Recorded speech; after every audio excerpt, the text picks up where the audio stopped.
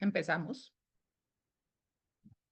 Buenas tardes, buenos días, espero no noches, pero buenos días a todos y a todas. Bienvenidos al webinar tan esperado del lanzamiento del marco estratégico de la iniciativa Midcontinental. I'm gonna say this in English now. Welcome everybody on the different time zones you're at. This is the webinar for the launching of the strategic framework of the Midcontinent Shorebird Conservation Initiative. En la pantalla pueden encontrar la forma para ubicar el lenguaje de su preferencia o el idioma de su preferencia, ya que este webinar va a ser bilingüe. On the screen you see the instructions for choosing the channel for the two languages that we have available, English and Spanish, as this is going to be a bilingual webinar. Bienvenidos, bienvenidas. Estamos muy contentas, muy contentos de que ustedes estén aquí acompañándonos en este tan esperado evento. Por favor, seleccionen el lenguaje, el idioma, perdón, de su preferencia. Damos un par de minutos y empezamos con las presentaciones.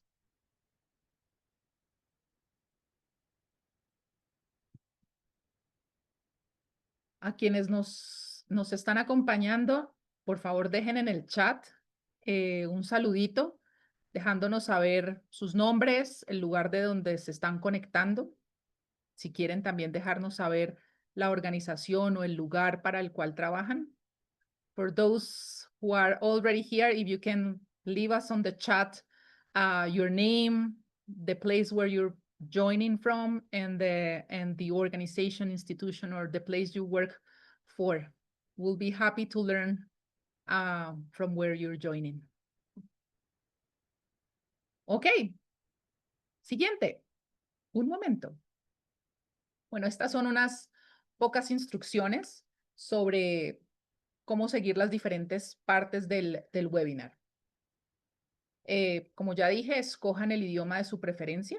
Vamos a tener solamente dos idiomas, español e inglés, para que escuchen mejor el audio en el idioma de su preferencia. Hay también una opción en la selección de canales que dice Mute Original Audio o Mute Original Audio, y es básicamente para que silencien el ruido de fondo de la persona que está hablando y solo escuchen al intérprete.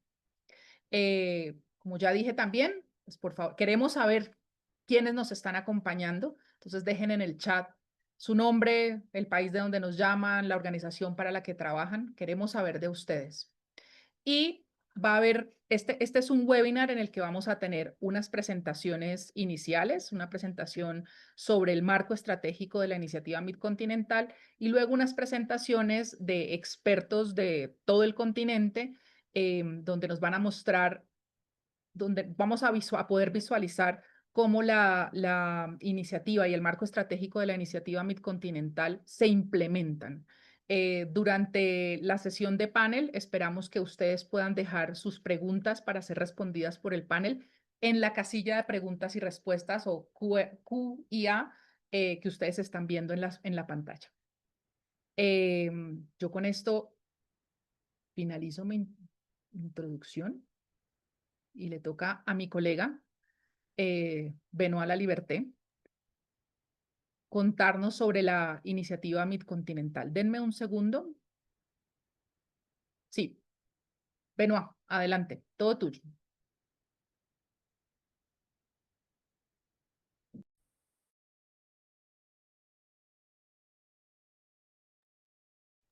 Hi, thank you, Isadora.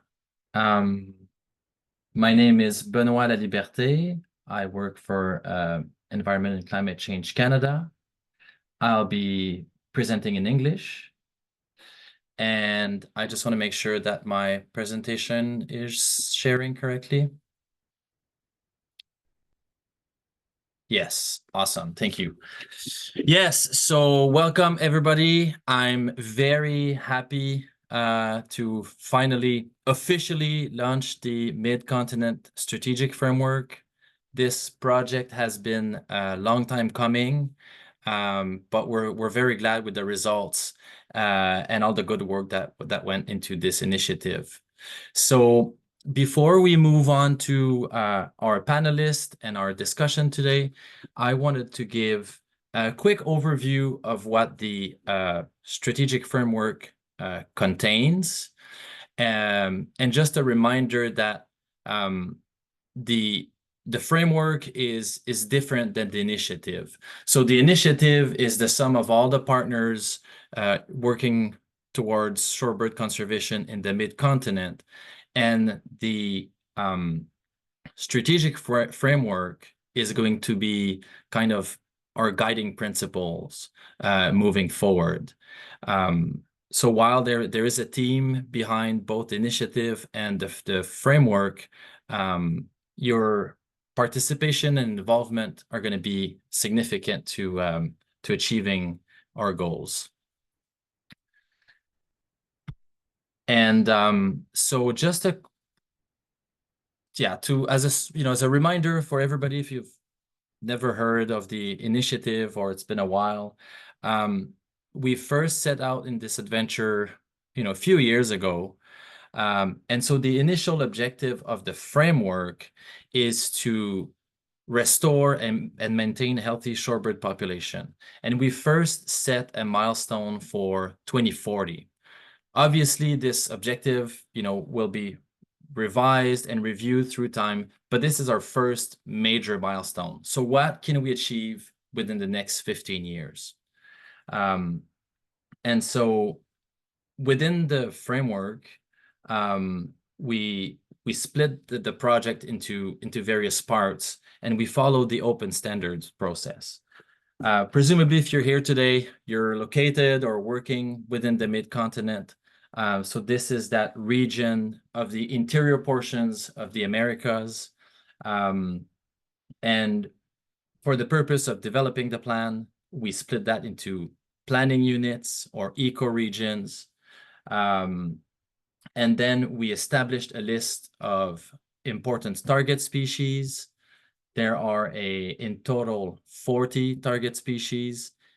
These are meant to represent the breadth of, habitat, ecological traits, migration patterns, whether those species migrate through long distances or are more restricted to some portions of the mid-continent.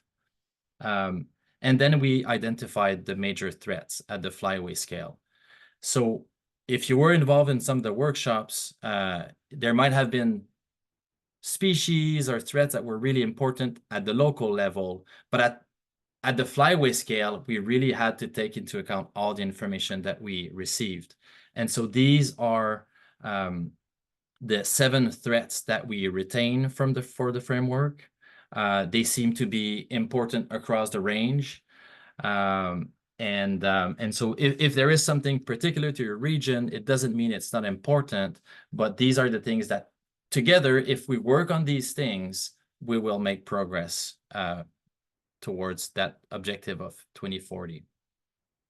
And so the next step was to divide or to decide how we were going to address those threats. And so we developed strategies, which were then separated into objectives, and then further developed into indicators. And I want to talk a little bit about those things because I really think that's where partners, when you're going to read the framework, this is where you're going to find or figure out what your involvement can be and how your work ties in to the bigger picture of the entire flyway. So there are in total 9 strategies. They're kind of summarized here by the main component of each of them. So we have a strategy about government capacity, and that is government at all levels, to be clear. We've really tried to be inclusive of government at the local, even municipal level, up to the bigger initiative that are either national or even international in scope, like the Convention on Biological Diversity. Then there are, I would say, strategies 2 through 5 are a bit more related, but they are distinct. So strategy 2 is about developing alliances. So that is alliances with people that have activities in commons. So for example, producers, ranchers, but also expanding existing initiative to either new sectors or new areas, things like mining, for example. Strategy number 3 is about increasing incentive, and that is increasing both the amount of dollar that are going to incentive, but also better using potentially existing programs to work within the mid-continent and specifically projects for shorebirds. Strategy 4 is about existing current habitat. And so one example of that would be habitat that is managed for wildlife, such as waterfowl in North America. And how can we expand this to better include the needs of shorebirds? Strategy 5 is about developing beneficial management practices. These are often related to the threats that we've identified. So understanding what is out there, developing new management practices if they're required, but also sharing those practices across the board.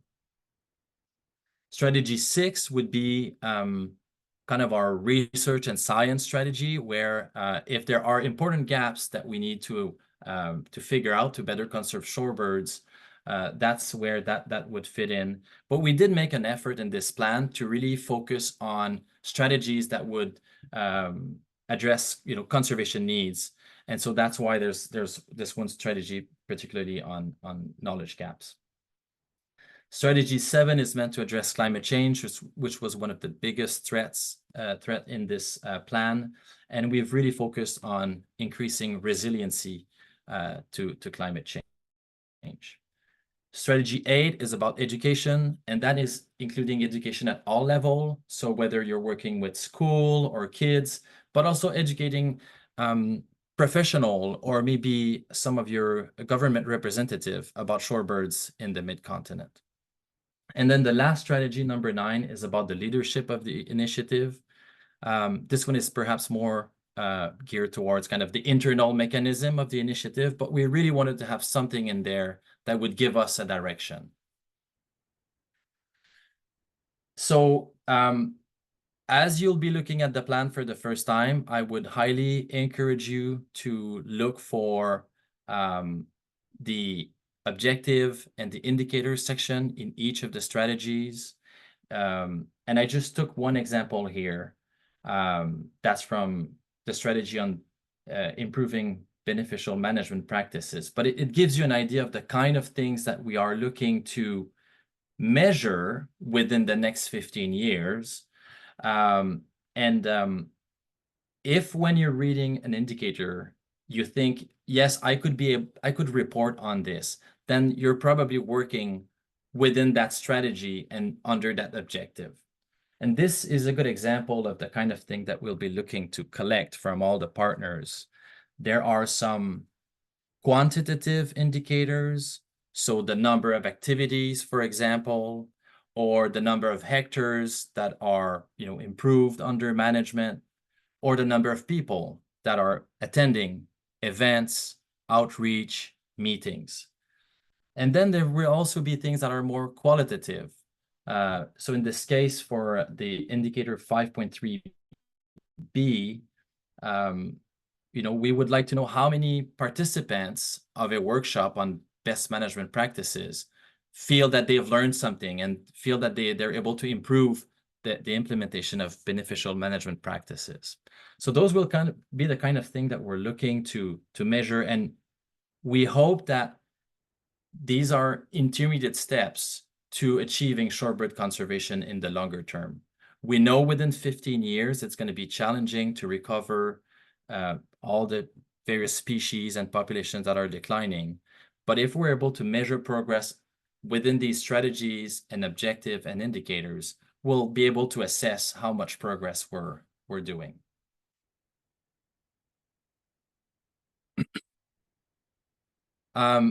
And now I just want to talk about what's in it for you, for project partners, for funders, for people who want to be involved in the framework. So as you look through these pages where there are the indicators table, whether you're a project that focuses on, outreach with kids, or focusing on water management, potentially on, federal lands or state lands, whether you're working with cattle ranchers, or if you're a researcher and you're deploying tags to monitor shorebird migration, there are going to be things in this framework that you can connect to. And so I would encourage you to do that, look for that information, and remember that the initiative is going to be the sum of all, our work together. And so what are the kind of things that we can offer through the initiative and the framework? We'll be looking for feedback about those indicators, and we'll be trying to scale up the effort and summarize the results, like all the individual results from all the various projects. We'll be trying to build tools to measure that at the Flyway scale. And this is pretty significant because you might be working in one area, one region of the world, but the whole objective of the framework and the initiative is connect all these conservation efforts. Another thing that we hope to be doing is to identify opportunities, including funding opportunities, and share that information with partners. But to be clear, the initiative is not going to fund projects directly. We're more of a network of professional people who are interested in shorebird conservation, invested in shorebird conservation. And so we will be sharing opportunities with partners, but it will really be the sum of our collective that will help us make progress. And another thing that we'll be doing is facilitating communication, connecting people across the hemisphere, and hopefully catalyze partnerships between various organizations, whether they're private, NGOs, governmental, and those are the kind of things that were really well identified in the framework and that we hope that we can, follow through collectively. So that was quickly my overview of the framework. Now you have an idea of a bit what it contains and what to look for. You can find it on the website. But because this is only an overview, we really wanted to be this webinar to be a bit more tangible, and so dive in some of the existing conservation action that are happening right now in the field, even as we were working on the framework. And so the next part, I will invite some of our panelists to also make a short presentation about their work. And just before we move to our first presenter, you have the audience has access to the Q&A at the bottom of your screen, so you can type in questions if you have them for our panelists. And just a reminder to focus your questions on the links between the panelists' work and the Midcontinent framework. So we try to have a good discussion about where those things overlap. And so with that, I will invite our first presenter, who is from the Ministry of Environment from Chile, Mr. Sergio Benavides Avendaño. He coordinates the National Bird Conservation Strategy, and he leads the invasive alien species management within the ministry. And his presentation will show the experience in the development and the implementation of the Chile's National Bird Conservation Strategy, as well as their Shorebird Conservation Action Plan. So, Sergio, the floor is yours. Muchas gracias a todos y a todas. Gracias por la invitación. Para nosotros es súper importante poder ser parte y compartir estas experiencias con todos ustedes. Yo les voy a comentar un poco más sobre el trabajo que se ha desarrollado para lograr concretar este plan de acción para la conservación de aves playeras, enmarcado en la Estrategia Nacional de Conservación de Aves de Chile.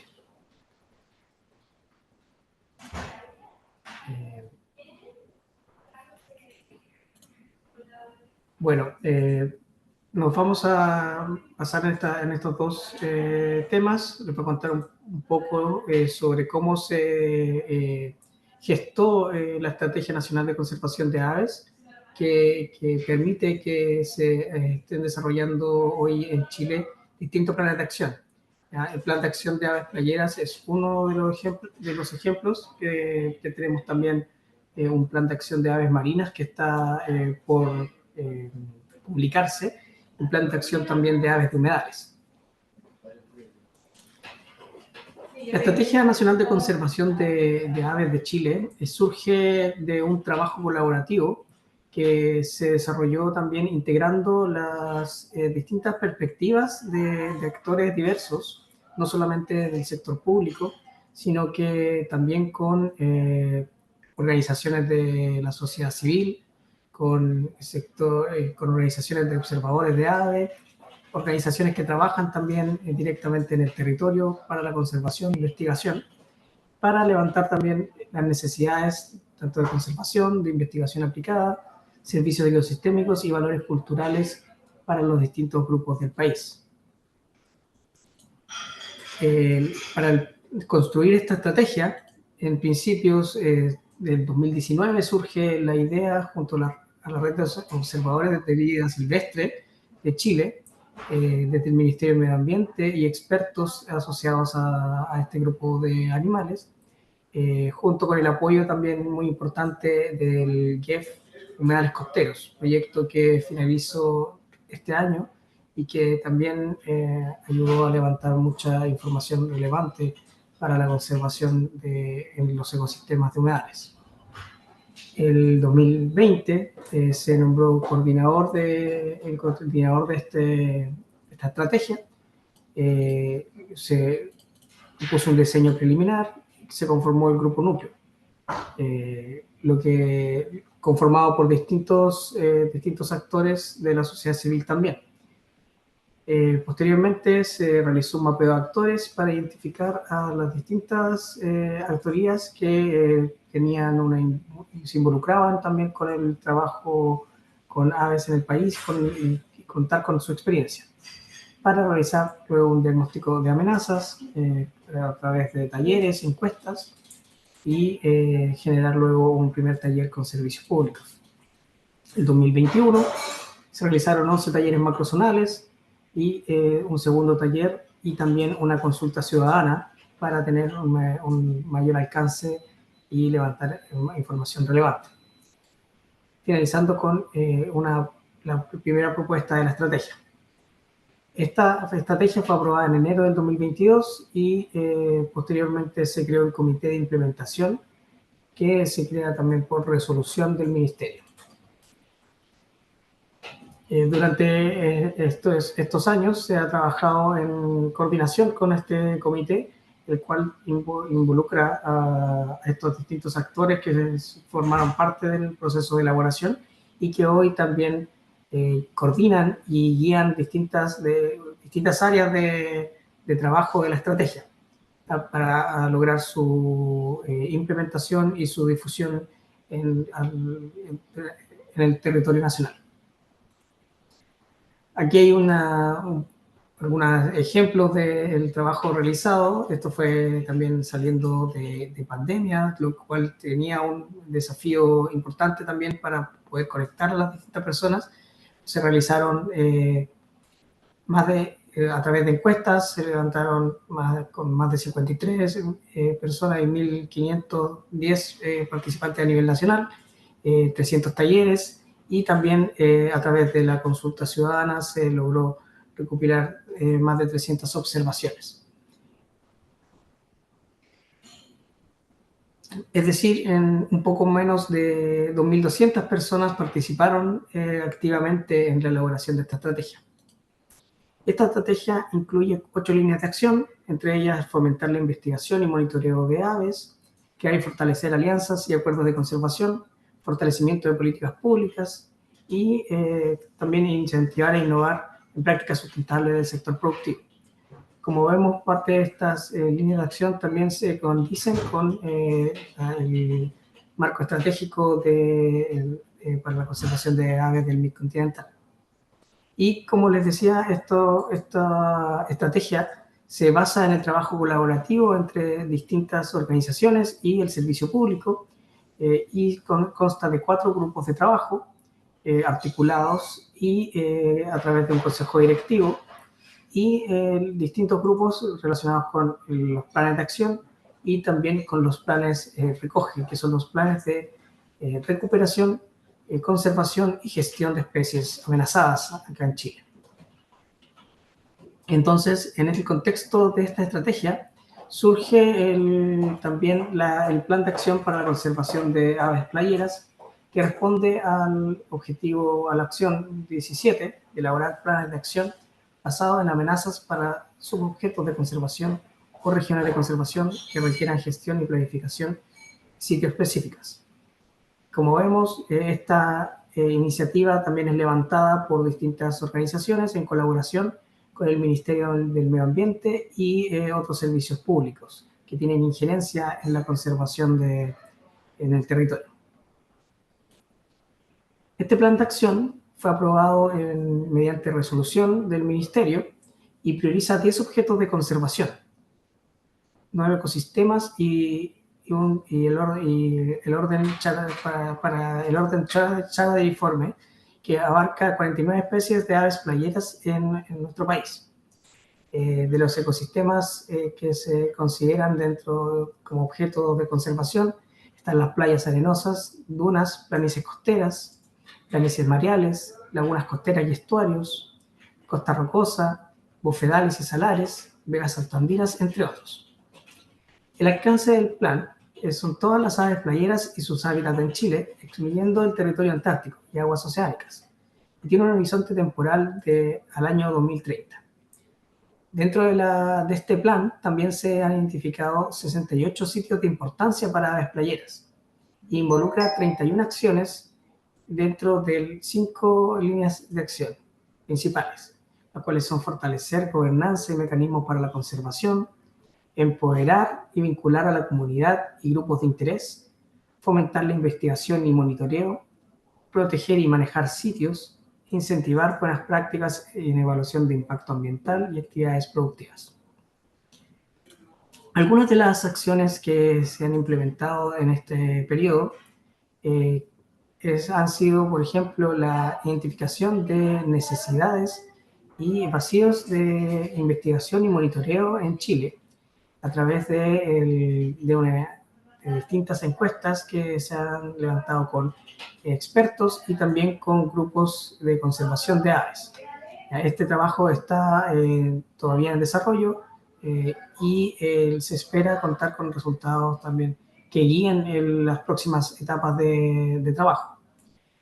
Además, se están implementando actualmente programas de capacitación en distintas zonas del país sobre aves playeras y humedales para fortalecer las capacidades locales para la conservación.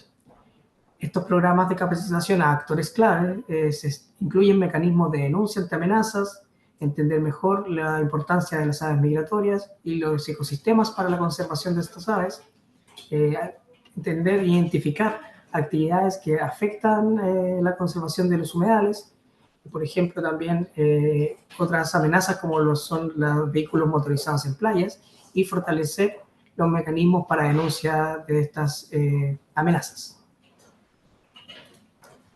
Otras de las acciones que se han implementado y que se han logrado levantar en el último tiempo ha sido la generación de una guía de buenas prácticas para la conservación de la biodiversidad en los sectores silvopecuarios y turismo, la cual es una recopilación de buenas prácticas a nivel global para la conservación de distintas especies de fauna, entre ellas también las aves, y se pretende que esta guía esté disponible para los distintos sectores productivos y que también pueda ser alimentada en el futuro conforme se van recopilando mejores prácticas, nuevas iniciativas o más ejemplos de la implementación de estas prácticas, y que de esta forma pueda quedar de fácil acceso para las personas y las industrias que implementarían estas prácticas. Algunos ejemplos también tienen que ver con la observación responsable de aves, códigos de buenas conductas en el caso del turismo, y también para la ganadería, difusión de en torno a especies de aves de interés a proteger, y también medidas de zonificación para la actividad ganadera.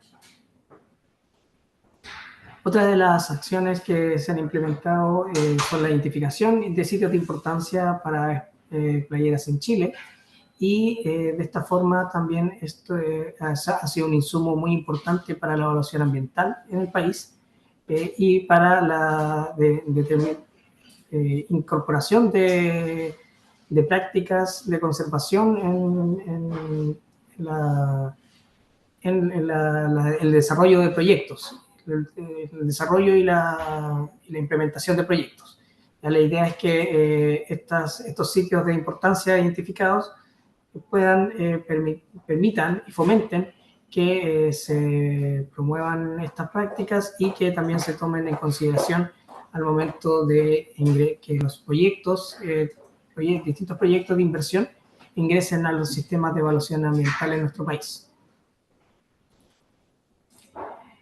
Esta estrategia es el marco y plan de trabajo para fortalecer la conservación de aves y sus hábitats en los próximos 10 años en Chile.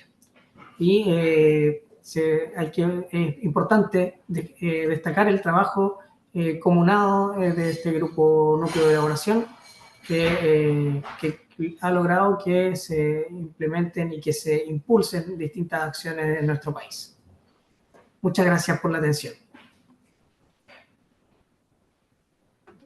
Gracias, Sergio. Quiero invitar a la audiencia a que a medida que estén haciendo las presentaciones pueden dejar sus preguntas en la cajita de preguntas y respuestas en la caja de QIA. No esperen hasta que hayamos visto todas las presentaciones para hacer preguntas si las tienen. Con esto quiero invitar a Jason para que empiece a compartir su pantalla mientras que yo hago la introducción. Jason Huxema, y espero haber pronunciado bien su apellido.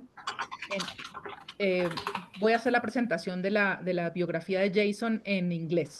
Jason Huxema is a professor of biology at the University of Mississippi and president and co-founder of Delta Windbirds.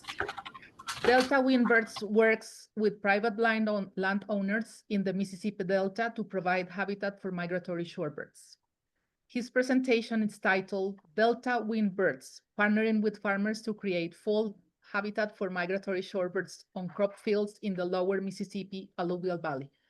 Welcome, Jason. Thank you, Isadora, and thank you for the opportunity to speak today. Let me share my slides.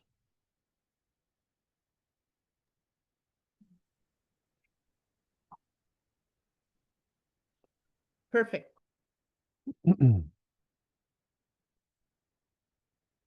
Okay. So I'm going to talk about several ways in which the activities of Delta Windbirds fit into the strategic framework. First, our geographical scope is the lower Mississippi alluvial valley, which we locally refer to as the Mississippi Delta. And the first way in which Delta Windbirds aligns with the framework is our focus on habitat on working lands. Over the last 10 years or so, we've developed a strategy for incentivizing farmers, duck hunters, and other private landowners to create habitat for migratory shorebirds, especially in the fall season, in the migratory part of the year between about August and November. In particular, we focused in recent years on finding ways to create habitat on crop fields, especially corn and soybean fields, using post-harvest flooding with surface water.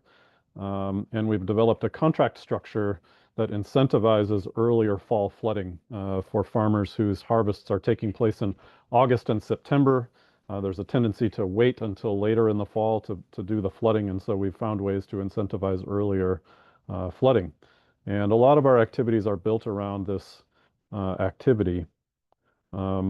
This is just one image showing utilization of one of these sites, which is a former catfish farm that's been repurposed as a recreational property by duck hunters. In recent years, we've also begun efforts to assess habitat quality at these sites to address the question, which is also mentioned in the framework, of whether these agricultural sites may be ecological traps. They clearly attract a lot of shorebirds, but what we want to know is whether these are high quality sites, whether there is too much pesticide exposure, whether feeding rates are comparable to natural habitats, and we're gathering data to address those questions.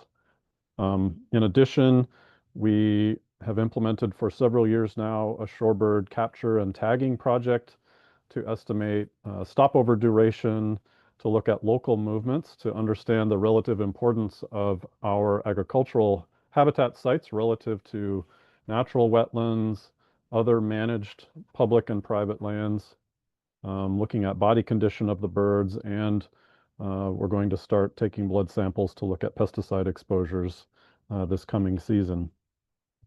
So we've been able to mobilize a great group of volunteers, often with a group of more than 40 individuals helping for multiple days at a time. And this has ended up being a great way also for networking around shorebird conservation and biology to happen.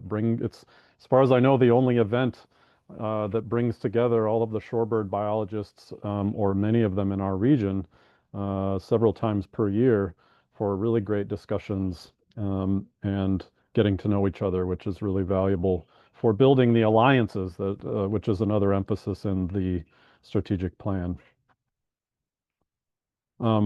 We are part of the MODIS network with a couple of MODIS towers near our field sites. We would like to have more, but it's a start.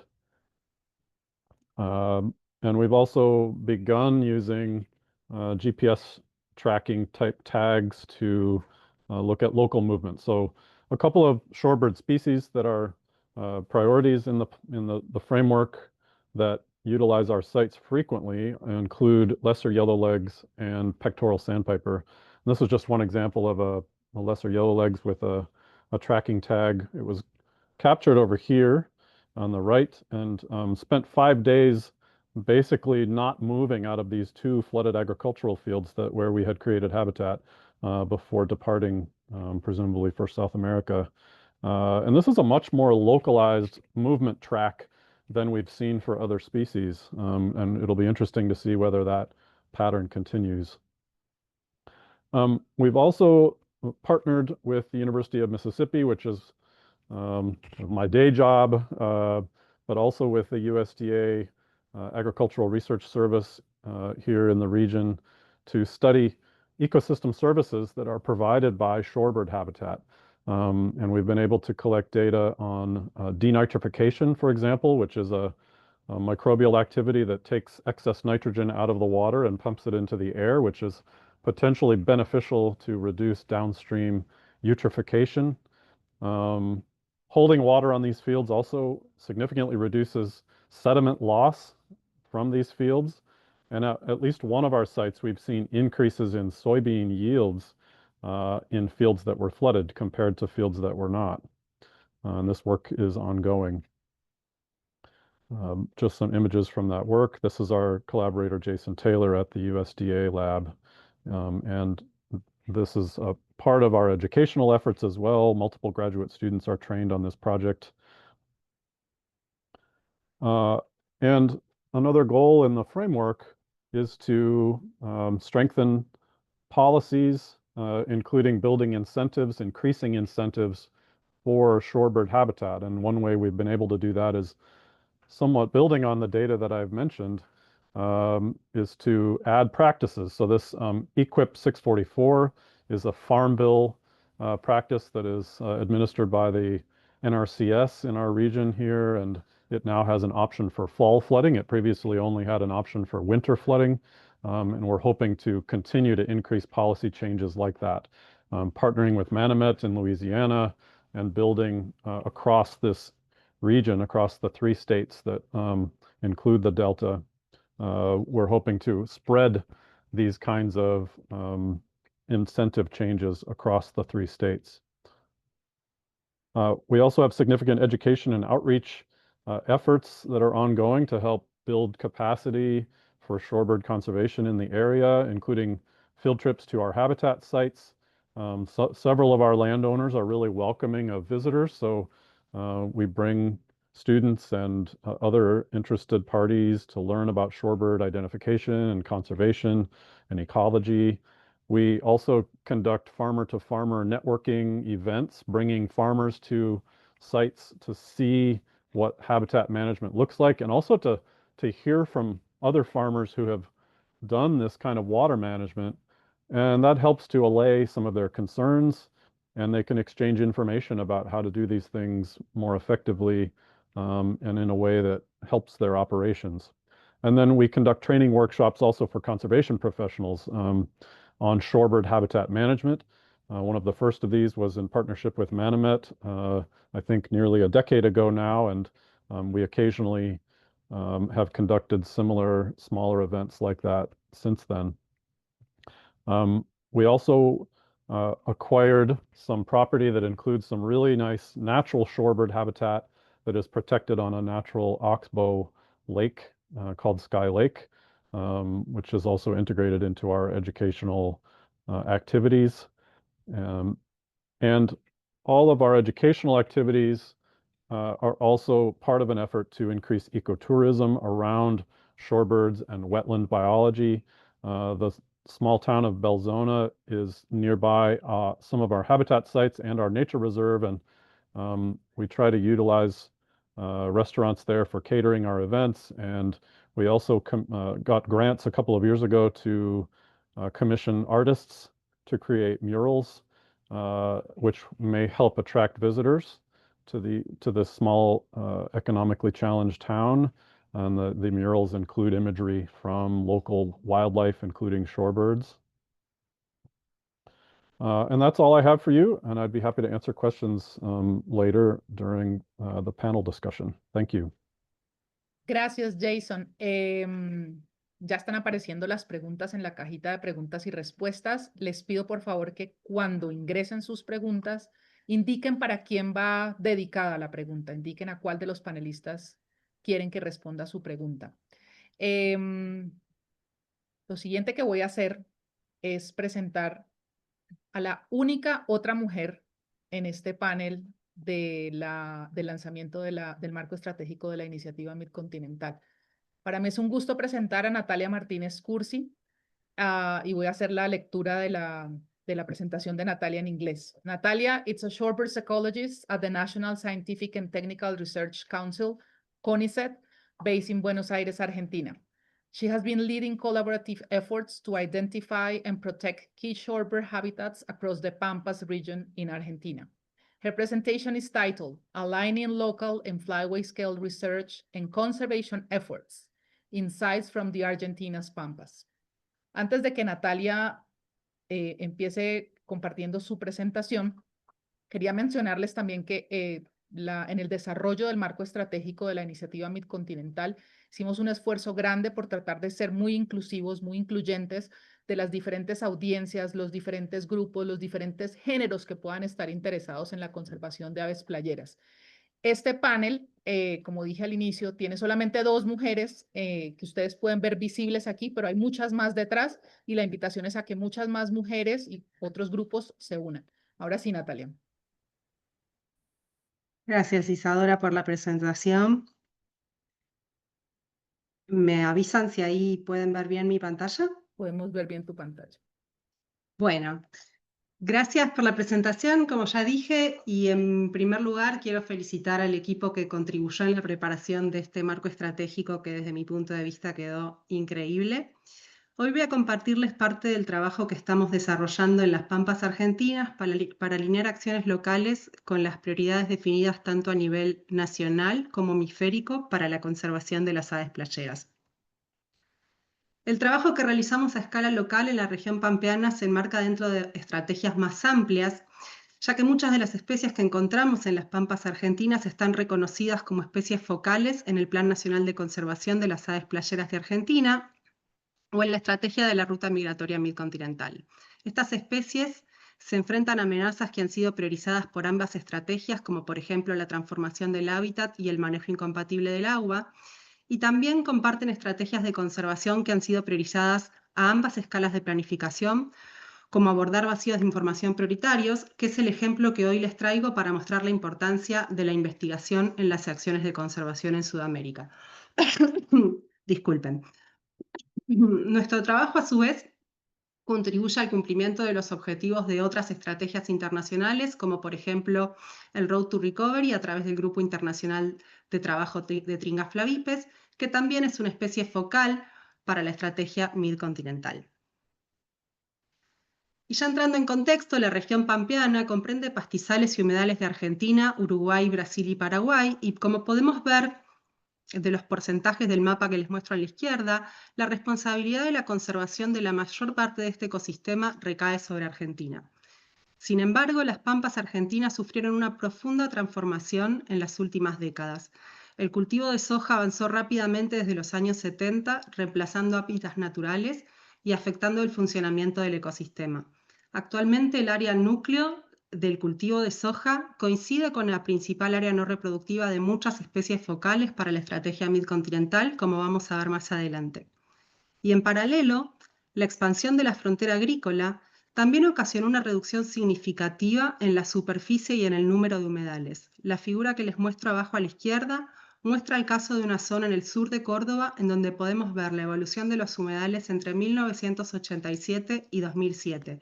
Este trabajo reportó una reducción de la superficie de los humedales cercana al 70% y una pérdida cercana al 20% en el número de humedales en un periodo de 20 años. Las líneas que muestran la figura en rojo son los canales que se hicieron para drenar a estos humedales.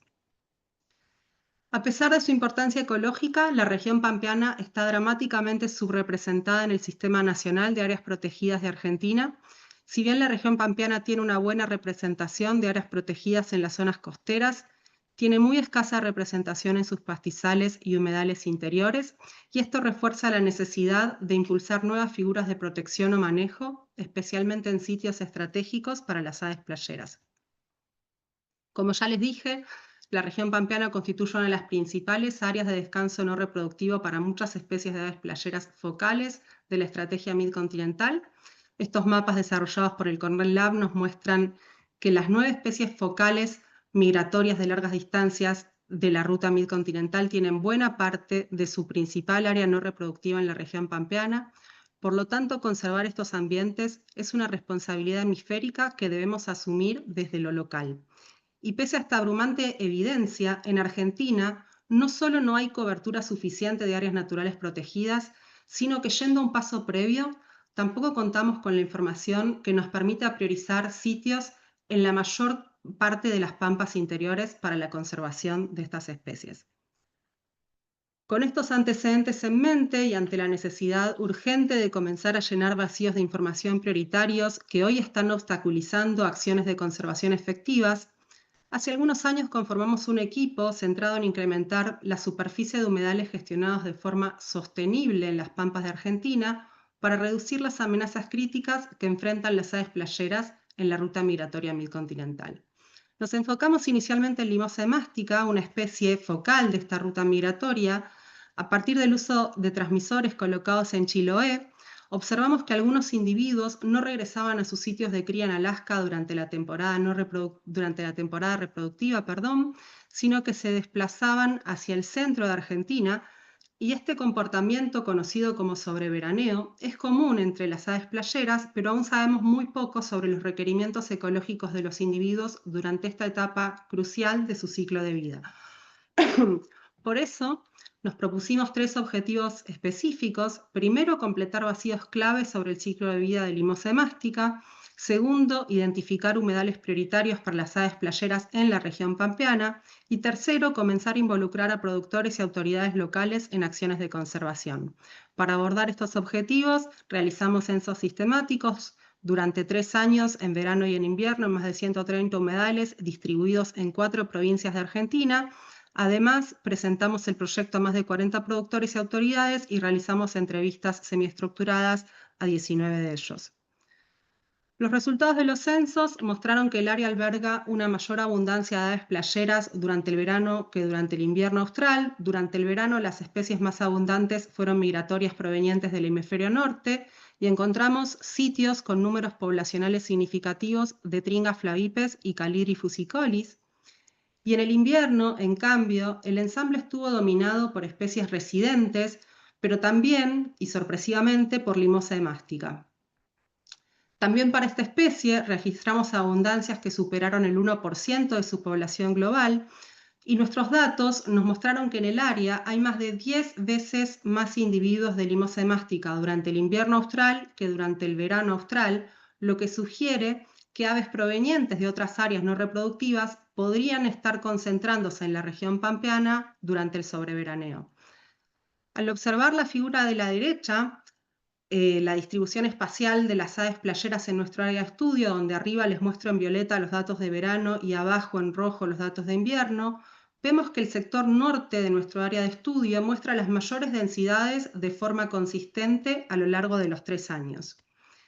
Y si ahora vamos a un análisis más específico de las especies con porcentajes poblacionales significativos, vemos que en el caso de Limosa hemástica, que es la fila superior, tiende a concentrarse en ciertos humedales y que muestra un uso regular del norte del área de estudio, lo que se acentúa aún más en años de sequía extrema, como fue el caso de 2023. Tringa flavipes, que es la fila del medio, mostró un patrón similar en 2022 y 2023. Las mayores abundancias se registraron también en la parte norte del área de estudio. Sin embargo, en 2021, que fue el año con mayor disponibilidad de agua porque hubo mayores precipitaciones, las aves se distribuyeron de forma más dispersa y en densidades más bajas. Y para Calidri fusicolis, que es la fila de abajo, los patrones fueron bastante similares a los de Tringa flavipes. Estos resultados nos muestran que en años con mayor disponibilidad de agua, como 2021, las aves se distribuyen de forma más dispersa a lo largo de todo el paisaje, pero en años secos, como 2023, donde el agua se vuelve un recurso limitante, un único humedal permanente ubicado en el sur de Santa Fe concentró números poblacionalmente significativos de las 3 especies prioritarias que les mencionaba, lo que posiciona a este sitio como un sitio prioritario para la conservación de las aves playeras en la región pampeana que no teníamos identificado previamente. Este humedal permanente es la laguna La Picasa, donde registramos más de 1000 Limosa hemásticas sobreveraneantes, 2000 Tringa flavipes y hasta 20.000 Calidri fusicolis durante la época no reproductiva. En años lluviosos, los humedales que rodean La Picasa dentro de su cuenca, que son humedales mayormente temporarios, ofrecen un hábitat clave para estas especies cuando la laguna La Picasa se llena y queda sin costas barrosas, mientras que en años secos, la laguna La Picasa funciona como un refugio esencial al secarse la mayoría de los humedales temporarios que la rodean. Y lo que hicimos en estos primeros pasos fue proponer esta cuenca como área de importancia para la conservación de las aves en Argentina y estamos trabajando en su designación como sitio de la red hemisférica de reservas para aves playeras. Y aunque estas figuras no implican una protección legal, son un paso fundamental para lograr reconocimiento nacional e internacional y movilizar recursos hacia un manejo más adecuado en un contexto donde el mal manejo del agua es una de las principales amenazas. El trabajo con productores y autoridades reafirma la necesidad de políticas hídricas que integren producción y conservación, construidas con los territorios y capaces de transformar conflictos en oportunidades sostenibles. Las entrevistas nos permitieron comprender mejor el contexto social para avanzar con figuras de protección o manejo. Muchos productores ven al agua como una amenaza tras haber sufrido inundaciones con fuertes pérdidas, y además la gestión hídrica fragmentada entre diferentes jurisdicciones y la falta de coordinación generaron desconfianza hacia las intervenciones estatales. Aún así, encontramos oportunidades como el interés en soluciones de largo plazo, posibles campeones de la conservación entre los productores e intendentes con los que nos entrevistamos y vínculos de confianza establecidos en sitios clave. Nuestros próximos pasos se enfocan en asegurar humedales clave mediante herramientas de conservación territorial. Primero, queremos finalizar la propuesta de la Picasa como sitio de la red hemisférica. Segundo, vamos a evaluar nuevos sitios con alto valor para las aves playeras, utilizando censos dirigidos y tecnologías de seguimiento remoto con el fin de avanzar hacia su designación como reservas privadas o MEX o áreas protegidas públicas. Y tercero, estamos articulando con autoridades provinciales y nacionales para impulsar procesos formales que garanticen la protección o manejo adecuado de estos sitios.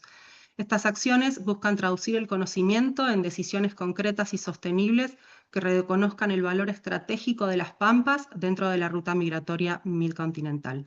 Les agradezco mucho su atención. Gracias, Natalia. Muy buena presentación. Seguimos con David Newstead, para quien es un placer para mí presentarle. Y voy a leer su biografía en inglés. David, he is a PhD and he directs avian research and conservation programs for Coastal Bend Bays and Estuaries Program based on the Texas coast. His projects focus on applied conservation for migratory and resident shorebirds and waterbirds. His presentation titles The Texas Migratory Shorebird Habitat Initiative, a multi-angle approach to getting shorebirds what they need. David, the floor is yours.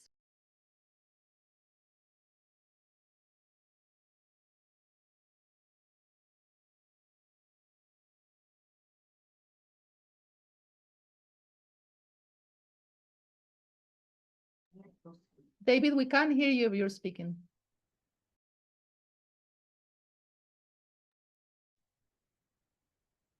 Okay, sorry about that.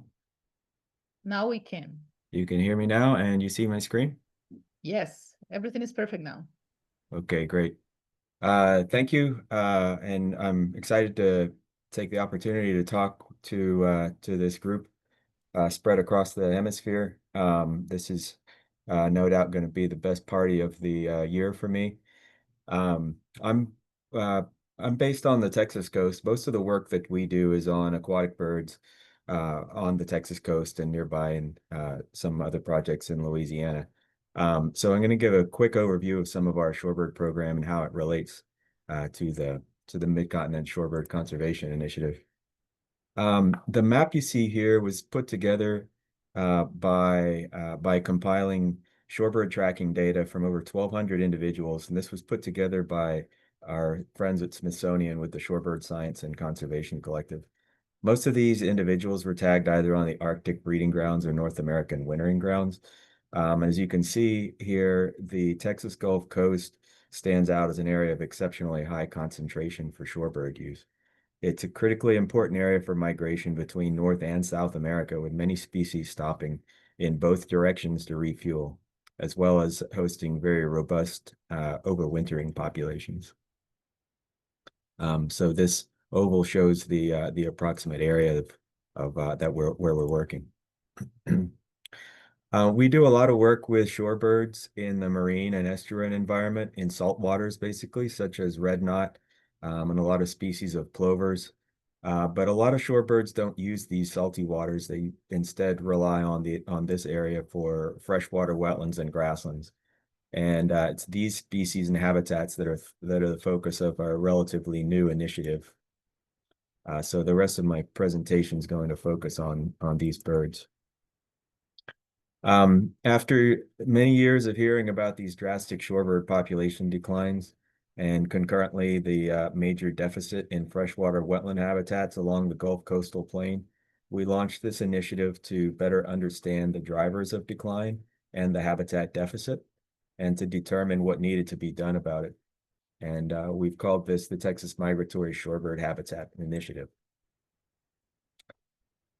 To describe the Gulf Coastal Plain, prior to extensive human settlement, this area would have been dominated by vast prairies and wetlands within the prairie matrix, with habitat being effectively managed by dynamic seasonal and interannual processes, fire, drought, and flood.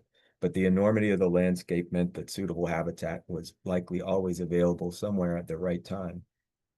So shorebird migration patterns that we know today were likely forged by this landscape. Settlement brought agriculture and especially cattle pastures and rice, but water has become increasingly scarce as thirsty cities.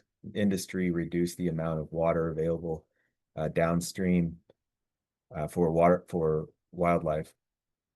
The Gulf Coast Joint Venture has estimated, they annually estimate habitat availability for migratory shorebirds to shallow water habitat available in the early migratory season, and finds that the amount available in most years is a very small fraction of what they expect is necessary to support the bioenergetic needs of all the shorebirds that migrate through. So our objectives in this are essentially to better understand how shorebirds are using this landscape at present, what types of habitat management techniques appear to be the most beneficial, and developing these working relationships with landowners, and ultimately to find ways to incentivize better habitat and outcomes for shorebirds. And I think by this point, you might have noticed that there are a lot of similarities in what we're trying to do here that are aligned with some of the components of the Delta Windbirds project that Jason Hoeksema had presented on, albeit in a slightly different landscape. So our approach has been to start with monitoring. We've been monitoring wetlands across 6 Texas coastal counties at weekly intervals during the 3-month spring and the 3-month fall migratory seasons.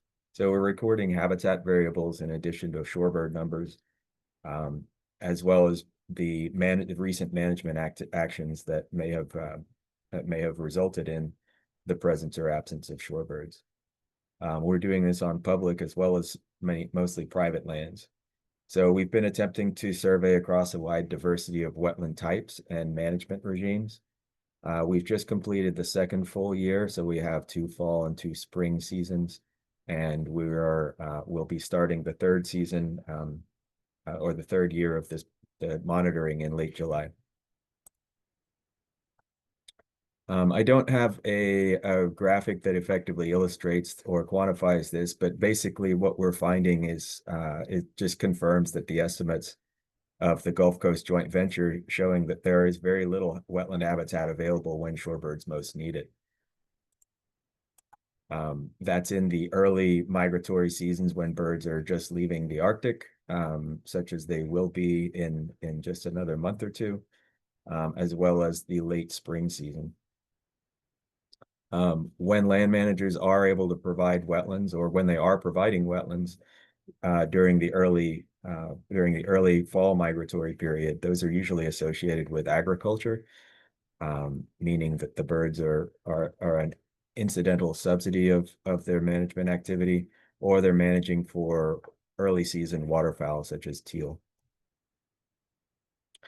The vast majority of species and numbers here, as you can see, are Arctic or boreal breeding species, and nearly all of them are experiencing documented declines. So we can see these wetlands are extremely important for a lot of these hemispheric migrants. Through the process of this project, we've developed a lot of great relationships with many landowners and managers. After the monitoring season, we produce these property-specific reports, which we present to each landowner. It gives us an opportunity to discuss management practices, what worked, what didn't, what the neighbors are doing on their land, and to talk about shorebirds in general. Without fail, every landowner we've talked to has been blown away by the magnitude of the migrations of shorebirds, and they've been enthusiastic to learn about their role in supporting them. we've been working on kind of a working model of an annual calendar that illustrates the shorebird migratory periods and how different types of management might be optimized to best benefit shorebirds as well as waterfowl. And it's a great conversation starter. As you can imagine, everybody has an opinion, and we're happy to listen to it. One other aspect of the Shorebird Habitat Initiative is a partnership program with the Natural Resource Conservation Service, which is the federal agency associated with agriculture and working lands. And of course, that has a lot of potential influence on the landscape through their incentive programs. So through this partners program, we have an employee that is essentially embedded within the agency and has the qualifications and certifications necessary to contact landowners to work on conservation planning and write conservation plans and get them submitted through NRCS. She's also been helping us conduct landowner workshops and internal trainings with NRCS staff working throughout the region. And similarly, we're working to adjust some language associated with certain practices, NRCS incentivized practices, to better align with shorebird habitat in terms of depth and timing. So this habitat initiative is essentially striving to work at a regional scale and along the Texas Gulf Coast on these main key conservation strategies, tying back to the Midcontinent Shorebird Conservation Initiative. Basically, what we've seen so far is that water management is key, and that should be no surprise, of course, but it's also very complicated in a region where it's become a very scarce commodity. There are a lot of different entities that are involved in the management of water and the prioritization of water use. We're going to have to learn to be adaptive and innovative in how shorebird habitat needs can be met. But we also find there's opportunities within the existing management regime and framework to improve habitat delivery for shorebirds. We're finding a lot of common ground with programs that strive to improve waterfowl populations as well. One bright spot coming out of this program is that we feel that the skeleton of a recovery paradigm for shorebirds in the region does in fact exist. This is possible. There are a lot of great wetland managers working across the region who know how to get a desired result. They're overwhelmingly fascinated and interested in understanding their role in being shorebird stewards when they are presented with data we show them from their own properties and how a little wetland in Wharton County is connected to the Arctic as well as to ranchers in, for example, Uruguay. However, land management is costly, and if costs aren't recovered by consumptive uses, such as through agriculture or hunting leases, then managing for shorebirds is a losing proposition in the long term for them. So we strongly believe that shorebird-specific incentives are going to need to be applied at a scale to create a sustainable future for shorebird recovery. So we are working with a number of partners to try to make that happen. And that's the end of my presentation. I appreciate the opportunity to talk. Gracias, David, y gracias a todos los panelistas. Como ustedes se pudieron dar cuenta, intentamos traer una muy buena mezcla de presentaciones en donde pudiéramos mostrar los diferentes puntos de vista de cómo implementar o cómo ya se está implementando aspectos del marco estratégico de la iniciativa midcontinental, aspectos desde un gobierno, por ejemplo, que es lo que representa Sergio, desde el aspecto de la investigación o del aspecto de la conservación. Intentamos traer esa mezcla de diferentes ejemplos.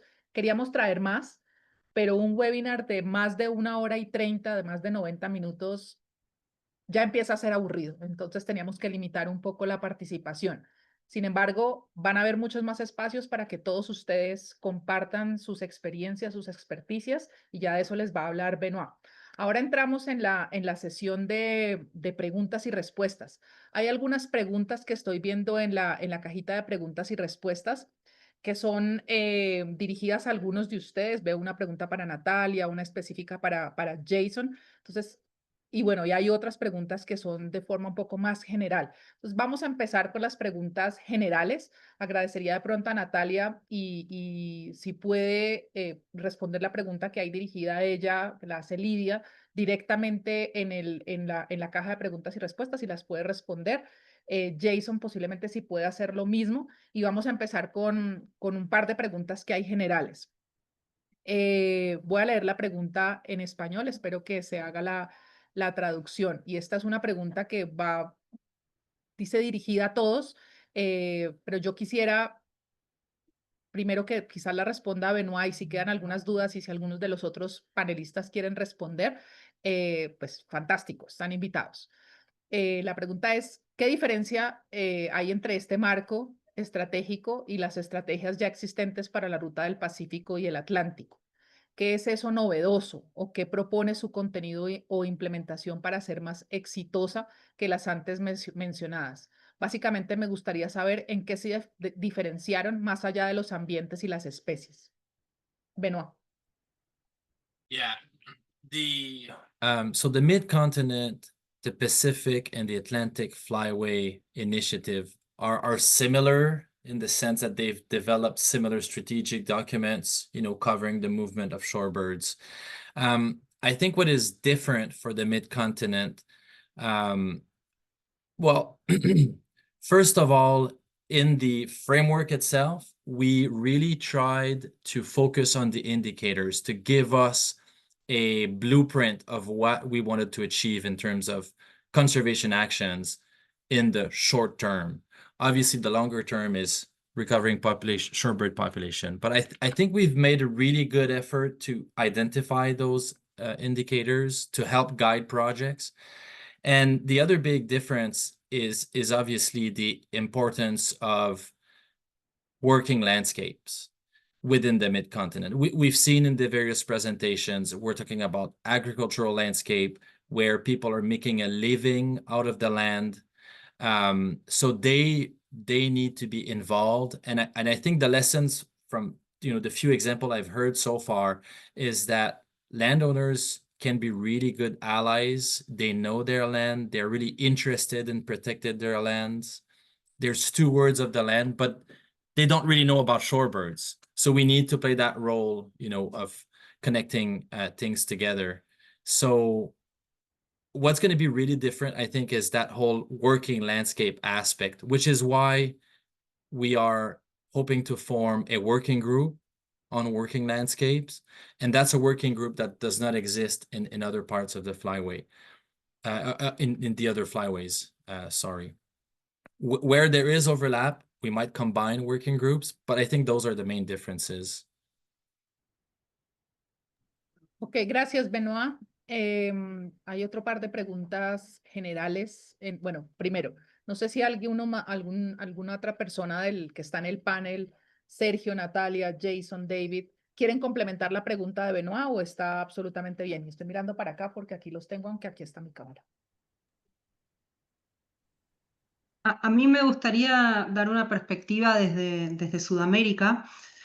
Me parece que la forma en la que se planificó esta estrategia fue mucho más masiva y permitió incorporar mucho más los saberes y las opiniones y las realidades del sur de Sudamérica que por ahí otras estrategias vigentes. Un poco ayudó la pandemia en la virtualidad y a poder incluir a más voces, y otro poco tal vez nuestro aprendizaje de la necesidad de escuchar a todas las voces. Creo que eso es algo que diferencia bastante a esta estrategia de las anteriores. Y bueno, yo complemento algo, no tanto para responder a la pregunta, sino para mencionar un poco el proceso. La Midcontinental tuvo mucho terreno ganado porque aprendió de lo que hizo el Pacífico y de lo que hizo el Atlántico. Aprendió de las cosas muy buenas que las dos marcos estratégicos y las dos iniciativas lograron, y obviamente también aprendió de los errores que aquellas pudieron haber cometido. Entonces teníamos un terreno muy grande ganado. Esto fue muy bueno. Se pudo hacer un proceso muy participativo, Desde siempre lo pensamos muy participativo y muy amalgamado entre el norte y el sur, no necesariamente procesos separados, aunque sucedió así, pero en donde se iban a amalgamar totalmente esos resultados. Siempre lo pensamos muy participativo y la pandemia, desafortunadamente la pandemia fue catastrófica en muchos aspectos, pero a la Midcontinental, digamos que la apoyó o fue como una oportunidad porque nos obligó a mover una serie de talleres en donde íbamos a hacer encuentros presenciales, unos pocos talleres presenciales, a una gran cantidad de talleres virtuales con una gran cantidad de personas. Llegamos a tener, creo que hasta 300 personas participando en talleres en Norte y Suramérica, que no habría sido posible tener tan alta participación si no hubiéramos migrado a lo virtual. Entonces, digamos que quería complementar solamente eso. No responde a la pregunta, pero cuenta un poco del proceso. Ahora complemento algo que creo que faltó en la respuesta de Benoit, que algo se perdió un poco en la traducción, pero no estoy entendiendo bien lo que me dicen en el chat. En un segundo lo resuelvo. Mientras tanto, mientras que yo entiendo lo que me dicen en el chat, vamos con otra pregunta general y luego vamos a un par de las preguntas puntuales. Pablo pregunta, y esta es una pregunta de nuevo para todos los panelistas. Entonces, no le quiero dar la primera palabra a Benoit porque Benoit ya conversó. Entonces, los otros prepárense, por favor. What do you see as the most valuable contribution of the strategic framework to advancing shorebirds conservation in the Midcontinent Flyway? Mostly, Pablo is wondering at the local and or national scales. Disparo, David.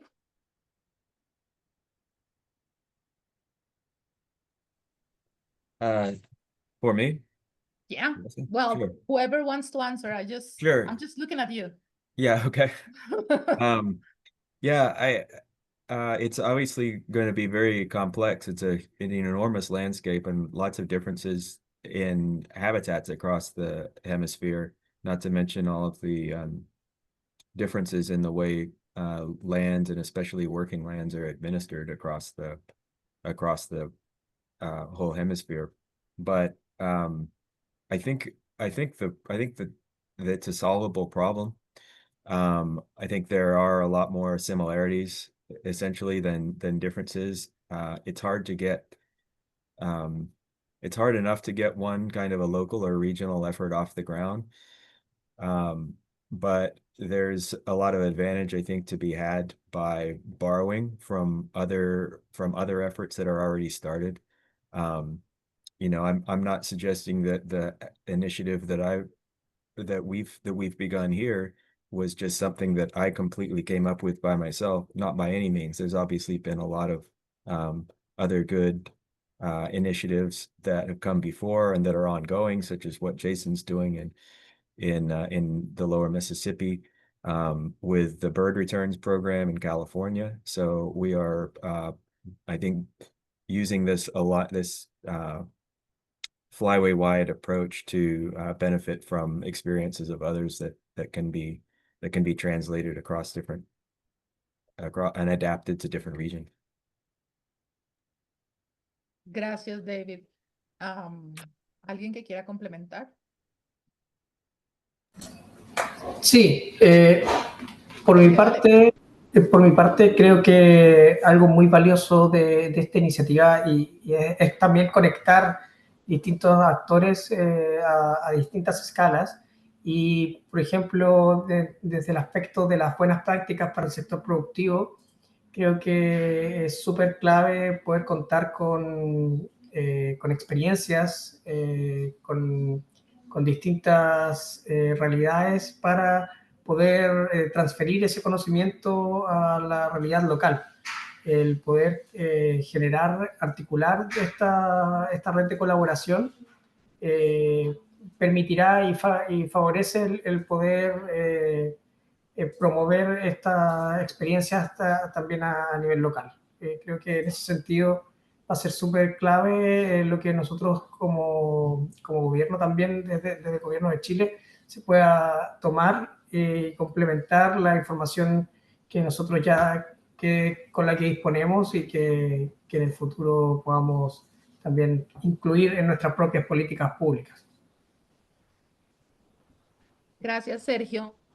¿Alguien que quiera complementar más la respuesta de los Well, panelistas? just quickly, I wanted to say that I think from my perspective, one of the really valuable things about the framework is that although local organizations like ours may be already engaging in activities that align to some degree with the framework, it's really helpful to have the comprehensive framework with a hemispheric perspective so that our organization, for example, can reevaluate our priorities going forward. We can potentially emphasize certain activities more because we can see how it fits into the bigger plan. We can add activities, we can develop partnerships and also we can have this framework for justifying funding when we apply. For example, if David's organization and ours and Manomet apply for a grant to find incentive funding for shorebird habitat, having this legitimately derived document with this comprehensive scope can really help to legitimize grant proposal efforts. So I think it just is really useful to have a strategic plan in place that local organizations can use to guide their activities. Gracias, Jason. Anybody else? Okay, good. Benoit is giving me the thumbs up. Tenemos dos preguntas en la caja de preguntas y respuestas, y estas son específicas, una para Jason y la otra para David. Perdón, es la misma pregunta dirigida a las dos personas. Y la pregunta es, what are the incentives that you have or that you've built or developed for producers? I mean, to convince producers to engage in conservation of shorebird habitat.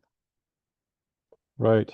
Well, as David mentioned, it's costly to make shorebird habitat, and we have financial incentives.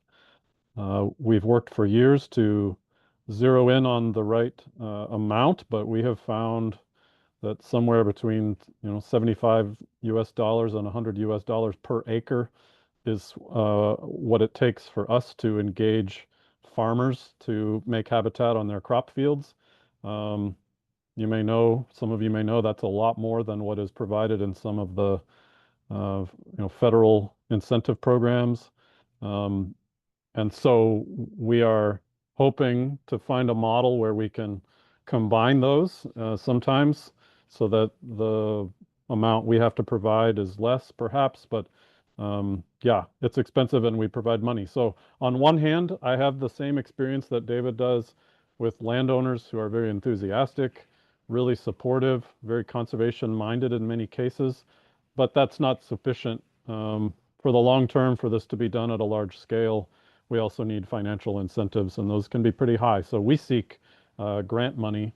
We have private donations, but we're always looking for grant funding as well to support those monetary incentives. David, the question was also for you. Yeah, go. Yeah, in addition to, well, Jason had mentioned one of the NRCS funded practices to do with shallow water habitat management. So there are a number of practices within the NRCS, whatever you call it, the playbook, things that landowners can apply for. But I think some of those are not well, they're probably underutilized to some extent. But some funding is available. There's also funding available for waterfowl impoundments and things like that.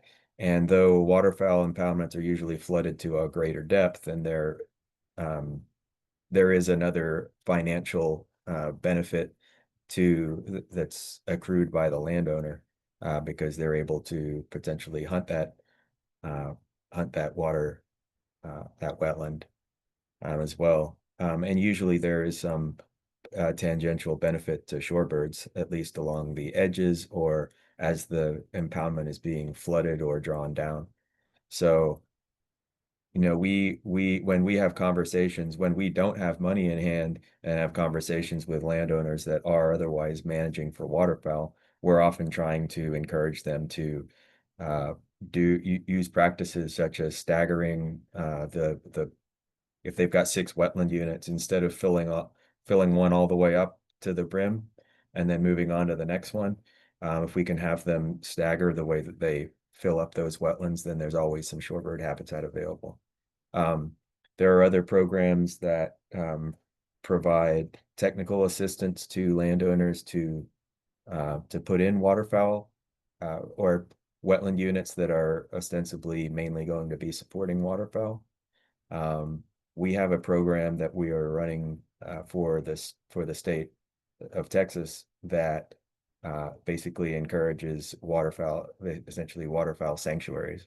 So an area, a large unit of wetland that's not going to be hunted, and we make a payment to those people for giving up the revenue that they would otherwise be able to gain from waterfowl hunting. Gracias, David. Esa pregunta obtuvo respuesta solamente de Norteamérica, desde Jason y desde David, pero es una pregunta que también aplicaría para Sudamérica. Alguna respuesta a esa pregunta la pueden encontrar dentro del marco estratégico, dentro del documento del marco estratégico de la iniciativa midcontinental, desde lo que se está haciendo en Sudamérica para incentivar a los productores. Hay toda una sección allí de incentivos y hay ejemplos que de los cuales pueden aprender.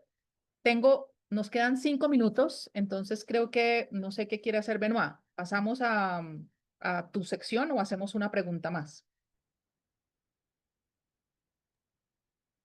Yeah, I think, I mean, the questions would be good, but I think I want to be, just keep within time and maybe think about the closing remark. I have a few things.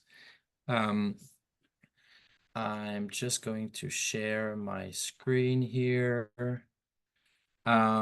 So before we let people go, I wanted to give a few instructions, I guess, for the next steps.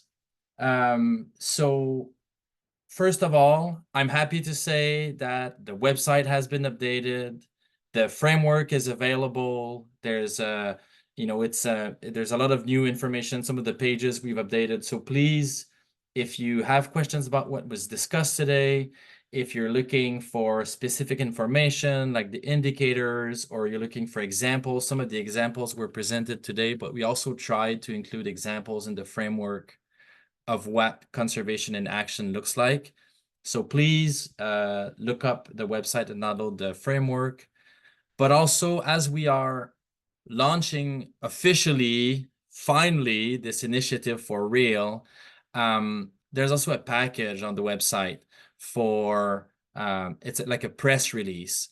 And so within your the local news outlet or your social media networks, please feel free to use that press release, and we want this to be shared widely, and we're obviously counting on all the numerous partners of the initiative to do that.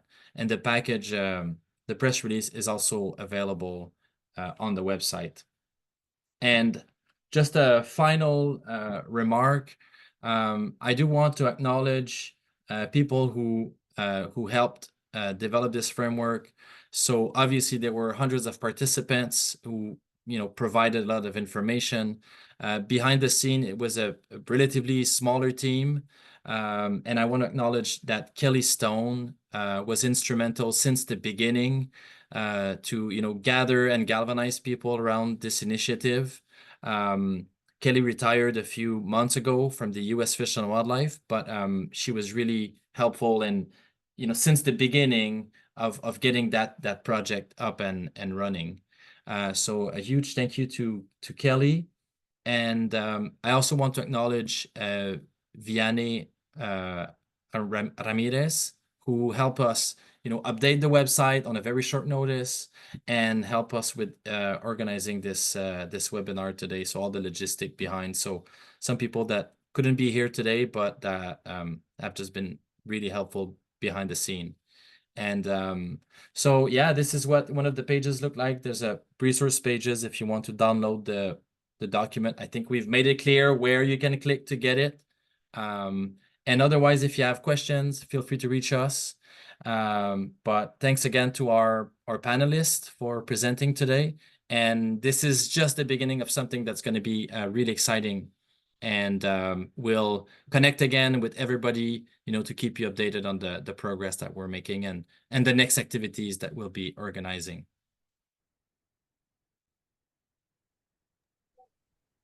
Gracias a todos por estar aquí. Thank you very much. Have a good day. Bye-bye. Thank you very much.